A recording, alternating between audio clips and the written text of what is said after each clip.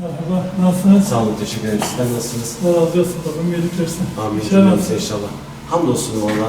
Rızkınızı da, rızkınızı da artırsın. Amin, amin. Allah razı olsun. Hamd edince inşallah rızık da onunla beraber gelir. Tabii tabii. Kolay gelsin. Kolay gelsin. Rast getirsin. Nasılsınız? Buyurun hocam. İşler nasıl? Sağ olun, teşekkür ederim. Hasan ziyareti yapacağız. Safra halini yerinde görelim. Bakalım bir şey oluyor olmuyor. Vallahi Ticaret var mı yok mu? bu aslında bu caddede genel olarak bir ticaret eksikliği var bence.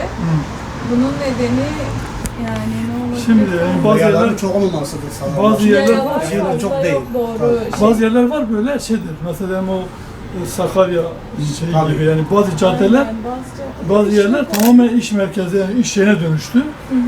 Millet oraya gidiyor. Zaten sizin Bu transit araba Araç geçtiği için şeydi. çok fazla Burası daha çok araç yoğunluğu var, yaya yoğunluğu az. o da çevredekiler O yüzden ya da böyle bir de- görüp şey yapan ihtiyacı olan. Hazırdır ilk çayımızı buyurun için. En azından bir ayaküstü olsa bir çayımızı için. Yani seni kırmayalım. He. Çay Madem yeni hazırdır. açmışsın. Yeni demlemişim. Evet. Daha o çayı ben bile içmemişim. Tamam hadi beraber içelim. Biz de burayı yeni kurduk zaten. Daha önce ne dedin? Daha önce de yerimiz mesela işte biz burayı da açtık. Hani biraz daha hizmet anlayışımızı dedik değiştirelim. Böyle sadece perde Selamünaleyküm. Nasılsın? Kolay gelsin. Allah işinizi rast getirsin. Maşallah. Allah razı olsun. Kapını istersen. Evet, kafamızı güzel, halini yerinde görelim. En eskilerinden biriyim. Yani buraya girip de ayakta kalabilen esnaflardan benim bir Hacı Resul'dür. Maalesef biz de artık ya dayanabileceğiz ya dayanamayacağız. Yapacak bir şeyimiz yok. Hayatlarımızı bir soralım bakalım esnafın durumu nasıl? Çok şükür ama. Krizden ne kadar etkilenmiş? Valla şöyle söyleyeyim Ya başkanım. da Yani krizin etkili yavaş yavaş düzelmeye başladı mı? Biraz şey olmaya başladı mı? tabii ki yani şartlar bir iki sene önceye göre biraz da şey var mı? Düzelme yoksa? valla mücadele ediyoruz. Aslında şartlar çok iyi değil. Evet. Hani ne yapıyoruz? İşimizi daha iyi yapmaya çalışıyoruz. Diyoruz biraz daha çalışalım, biraz daha uzayalım. İdare ediyoruz. Müşteriyle daha çok ilgileniyoruz ama piyasa şartları vatandaş Maaşı eskiye göre şey. çok kayıp. Yapacak bir şey yok.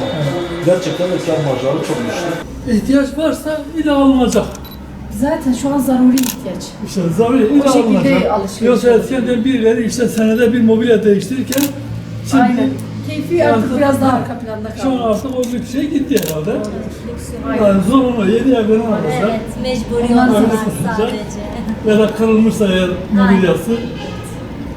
Doktor o şekilde şu an. Fiyatları nasıl? Vatandaşın alım gücüne göre. Fiyatlar yani bizim bazı yerlere göre yine iyi. Ortalama şu an.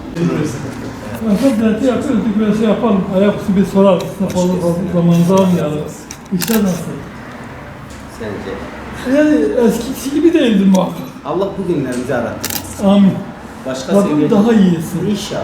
İnşallah. Yani aza kanaat etmeyen çoğa ulaşır. Yani geri dönmeyelim de O geriye yüzden- baktı, geriyi ararsa veya bugünleri ararsa Kiradır, masraflı çıkıyor inşallah. yani mecburen şu an bence cepten herkes. O kötü işte. Herkes cepten yiyor. Ama ne var diyor inşallah. Bu açılacak. Türkiye'nin kaderidir bu. 10 yılda bir kriz geliyor. Böyle bir silip süpürüyor vatandaşı böyle. Silkeliyor. Ondan sonra silkeliyor, perişan ediyor. Allah Sonra sana- tekrar topluyorsunuz. Bir daha gel, bir daha götürüyor. Yani hep götürecek. Nereye gidiyor? Türkiye'de 500 tane zengin aile var. O 500 tane zengin aile daha da zenginleşiyor. Tekerlek dönüyor yoksa zor dönüyor. Dışarıda kalmış vatandaş yapıyoruz. Aynen. Allah Teala yardımcınız olsun. Evet.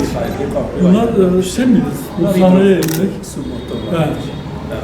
Farklı, klimalı şeyler. Dolabım. Emeğinizi zayi etmesin. Allah razı olsun. Bizden bir talebimiz, bir seyirci var. Esnafı yerinde görelim, esnafı şeyine bakalım. Ona göre zaman zaman raporlarımız oluyor, şey oluyor. Tabii ki, tabii ki. Evet, Diyarbakır esnafı ne durumda? Biraz nabzını tutuyoruz. Vallahi nefis eğer gerçekten konuşmak gerekirse ekonomi yanlarında yani insanların alım gücü çok düştü. Çok düştü. Çünkü şey yok, vatandaşlar para yok. Ne olmamasının sebebi de şu. Diyarbakır'a para nereden geliyor? Diyarbakır'ın sanayisi yok. üretimi yok, imalathanesi yok yani dışarıya satabileceği. Bunlar yok. Diyarbakır'ın parası nedir? İşçi ve memur maaşıdır. İşçi ve memur da eğer gelip senden alışveriş etmezse, AVM'ye giderse,